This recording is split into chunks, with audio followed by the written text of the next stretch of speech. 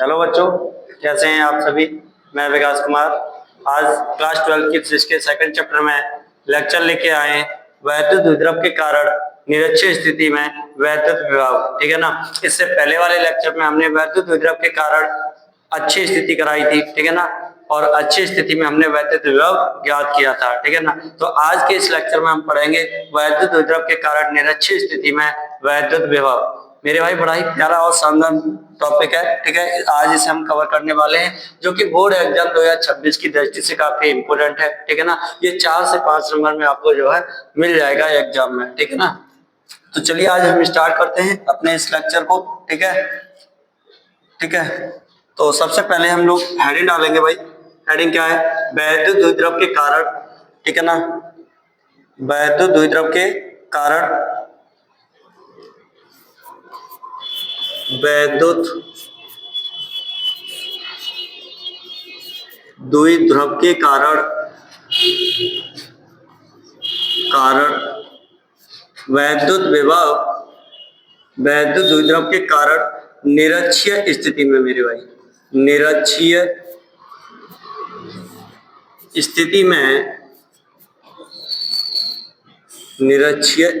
में वैद्युत विभव।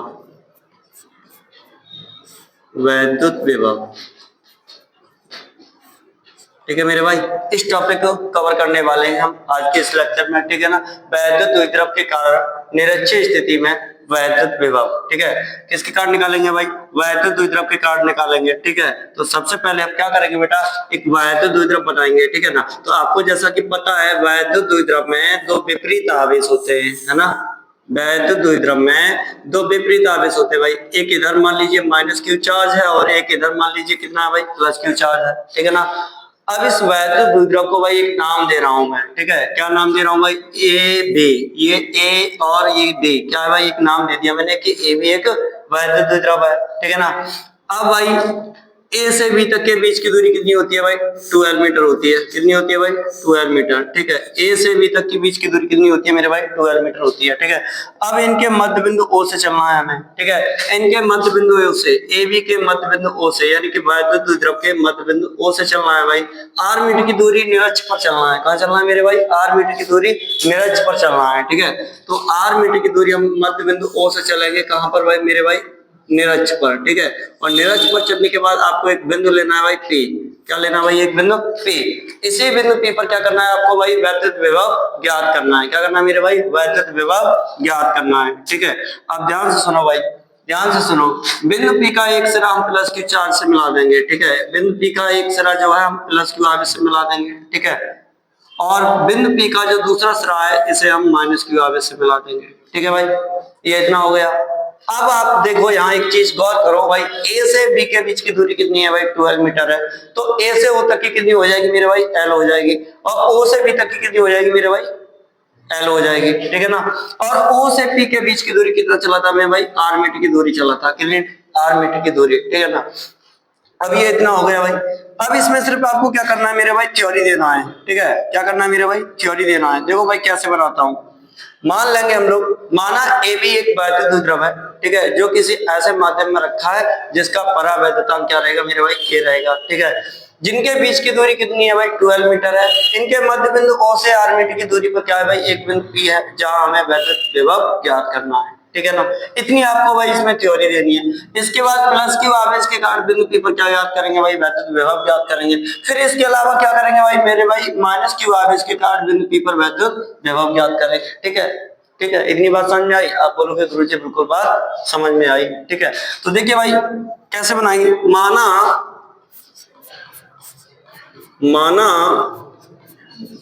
ए भी एक वैद्युत द्विध्रुव है।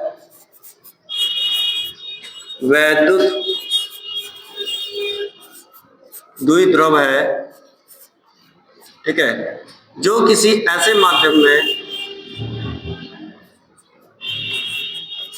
जो किसी ऐसे माध्यम में रखा है जिसका परावैद्युतांक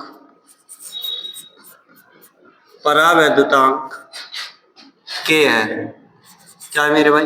के है। ठीक है, इनके मध्य बिंदु O से निरक्ष पर r मीटर की दूरी पर, ठीक है, इनके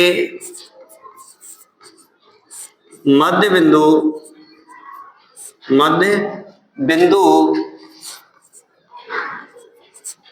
O से निरक्ष पर, मध्य बिंदु O से निरक्ष पर, ठीक है, और r मीटर की दूरी पर, निरक्ष पर r मीटर की दूरी पर एक बिंदु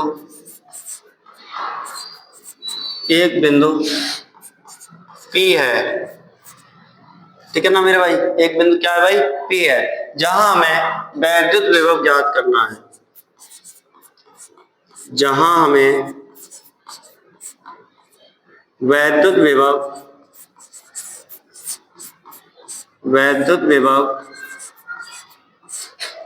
ज्ञात करना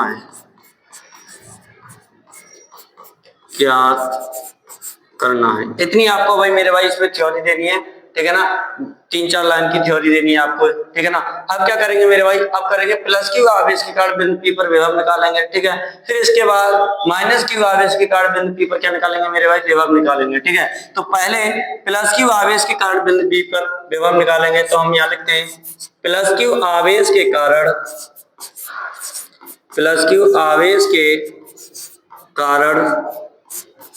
बिंदु P पर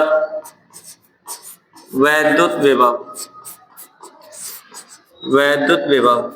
ठीक है ना, अब देखिए मेरे भाई क्या करना है, प्लस क्यू आवेश के कारण बिंदु P पर वैद्युत विभव निकालेंगे। तो आपको मैं बता दे रहा हूं कि भाई किसी बिंदु आवेश के कारण विभव कितना होता है भाई? K/Q/R होता है। कितना होता है मेरे भाई? V बराबर K/Q/R होता है। किसी बिंदु आवेश के कारण वैद्युत विभव कितना होता है मेरे भाई? K/Q/R होता है। ठीक है ना, इसी का प्रयोग करके हम निकालेंगे। तो पहले हम प्लस क्यू आवेश के कारण बिंदु P पर विभव निकालेंगे, तो इसको मान लेंगे कितना है भाई? V1 है। कितना है भाई? V1 बराबर हो जाएगा ये मेरे पास KQ अपॉन में कितना है भाई? अपॉन में है R। तो याद देखो भाई, प्लस क्यू आवेश से बिंदु P के बीच की दूरी कितनी है? BP। कितनी है भाई? BP, है ना। तो दूरी जहां R होती है वहां कितना आ जाएगा मेरे भाई? BP आ जाएगा। ठीक है ना, इसी प्रकार क्या करेंगे मेरे भाई? माइनस क्यू आवेश के कारण निकालेंगे। ठीक है, तो इसी प्रकार माइनस क्यू आवेश के कारण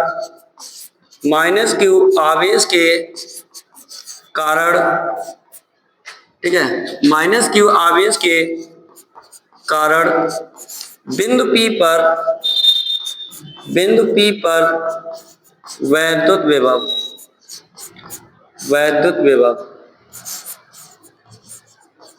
ठीक है मेरे भाई, ठीक है, माइनस क्यू आवेश के कारण बिंदु P पर क्या याद करेंगे भाई? विभव। ठीक है, तो इसको अब की बार मान लेंगे कि यहाँ पर कितना है भाई? V2 है। कितना है मेरे भाई? V2। तो अब ये मेरे पास कितना हो जाएगा भाई? अब ये मेरे पास हो जाएगा V2 बराबर KQ। अब देखिए मेरे भाई Q कौन सा आएगा? अब देखिए मेरे भाई Q कौन सा आएगा? हम माइनस क्यू आवेश के कारण निकाल रहे हैं, तो इस जगह क्या रहेगा भाई? माइनस क्यू रहेगा। क्या रहेगा मेरे भाई? माइनस क्यू रहेगा। ठीक है, इस जगह क्या रहेगा मेरे भाई? माइनस क्यू अपॉन में कितना है मेरे भाई? R। अपॉन में कितना है? R। तो देखिएगा माइनस क्यू आवेश से बिंदु P के बीच की दूरी कितनी है? AP। कितनी है भाई? AP। ठीक है, कितनी है? AP। ये मेरे पास दूरी आ गई AP। ये इतना हो गया।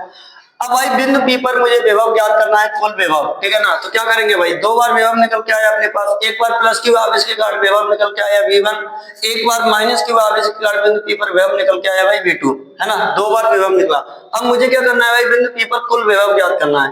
कुल विभव ज्ञात करूंगा तो मेरे भाई दोनों विभवों को क्या कर लूंगा भाई? योग कर लूंगा। ठीक है ना, जमा कर लूंगा मैं। कितना हो जाएगा? अब देखो मैं यहाँ लिखता हूँ,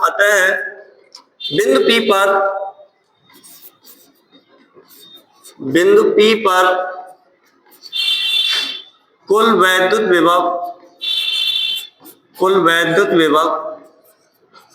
ठीक है, तो बिंदु P पर कुल वैद्युत विभव कितना होगा मेरे भाई? दोनों विभवों के बीजगणितीय योग के बराबर होगा। अर्थात क्या बन जाएगा भाई? V बराबर बन जाएगा V1 प्लस V2। ठीक है, ये इतना हो गया।